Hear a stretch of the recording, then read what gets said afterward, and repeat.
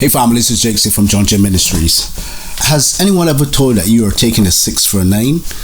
Well, certainly that's what I did with the Word of God when I was taught around 10 years old in Sunday school, when the teacher looked at John chapter 8, verse 32, and it says, when Jesus said that you shall know the truth, and the truth shall make you free. You know, sometimes we have a misconception of what the truth making you free is all about. And I certainly did when I was a young boy in Sunday school. That week I came home determined to tell the truth, because the truth was going to make Cheyenne John Jacob free of everything that he did. And that particular weekend, Saturday, I was home and my mom went to work and my father went to the garrison to bet on the races, and I was in the house. It was summer and they seemed to have more flies around in the summer than usual. And normally when you're home as boys, you find something to entertain yourself with. So I decided I was going to take an almanac off the partition and roll it up like a stethoscope and do some fly swatting. And in those days, the almanac had a metal piece at the top, and so when you curl it, the metal is right at the end. And one fly went and rested on my father's window, and I began to aim at it. And when I swat at this thing, I missed the fly completely and broke the window, family. And a fear and a horror hit me. And then I remembered my Sunday school class. Tell the truth, little children. The truth will set you free. So I was determined that when my father came home, that I was just going to tell him the truth and everything was going to be all right. And so I heard my father on the 70 come and pull up at the door at the side of the house, and he pulled the gate, and I peeped through the window and I saw my father stumbling, eyes red. I said, my God, a fresh fear hit me. Daddy drowned. But nevertheless, I was determined to rest upon God's word. Tell the truth, for the truth shall make you free. And so when my father got in and he greeted me, and I came quietly and I said, well, Daddy, I was home, I was playing, and I swat a fly and I hit the window and it broke. And Daddy froze. And he said, you broke my so and so window, Cheyenne? I said, but Daddy, you know how much that costs? And from the time my father said so, I was in bad trouble. He said, I am going to rimroast your red so and so. My boy went outside and plucked a tamarind rod, family, and offload blows in me. I crawled under the bed and blows were still sharing. Blows left, right, and center, all over my back, my feet, my head, everything. And I was in pain. I was the only body who wanted taking blows from a drunken father. Well, the truth shall make you free went through the others. I was vexed with God. I was vexed with my Sunday school teacher. I was vexed with everything, because I felt that I was deceived. I felt that what I was taught was not right, and the shame to boot that I had to go to school in short pants. So all of my legs swollen, my hands swollen.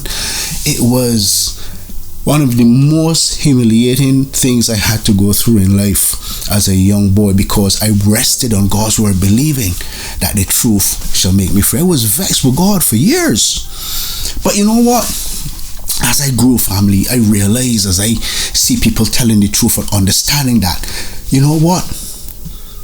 It's not that telling the truth does make you free. What it does, what I kind of mixed up, was that telling the truth does not absolve us from responsibility. It does not absolve us from taking from wrong. Right? Because whether you tell the truth but you did something that was wrong, you still have to suffer the consequences for it. You are at the mercy of the person, you see. But what I realized telling the truth does for us, it sets us free from bondage. It sets us free from anything holding over our head, because the truth is, when we tell lies, we have to keep telling another lie and another lie to compensate and to cover that lie. And then we are putting ourselves in bondage to lies. But when you tell the truth, It clears your conscience. It frees your conscience. It does not absolve you of responsibility, but what it does is frees your conscience. Let me give you a clear case in point. With my last son, when he was, I think he was about 4, we were in Orlando vacationing with another family, another member of our friends, their family. And one day in that vacation, the little boy peed his bed. And so when the other family came over, we asked him to do something, and he refused. I said, listen, you better go and do that before I tell all the others that you pee your bed last night. And my boy walked up to the patio and he stared in the distance. And he shook himself and he turned around. I saw him coming. He ran and he jumped up in the chair and he said, listen up, everybody. I peed my bed last night. And my man screamed out loud and got everybody's attention, and everybody looked around and laughed, and it was like, but then he looked at me and smiled. And he said, and I know right there what it meant, Daddy, you can't hold this over me. You're not going to keep me in bondage to this. I'm not going to allow you to hold this upon me. I'm going to confess the truth, and I will set my conscience free, but you can't hold me in bondage over this. And that was such a perfect example of what I was talking about, but I did not realize at the time that, even if you break your father's window, you still have to perhaps a potential flogging or a reprimand, although I think it was abusive or it was too much. But the point is, telling the truth does not absolve us from responsibility. What it does is clear us and gives us a clear conscience as we live and go forward, my family. So indeed, when Jesus says that, if you are my disciples and you obey my word, then you shall know the truth, and the truth shall make you free from bondage, free from sin, free from slavery of your mind.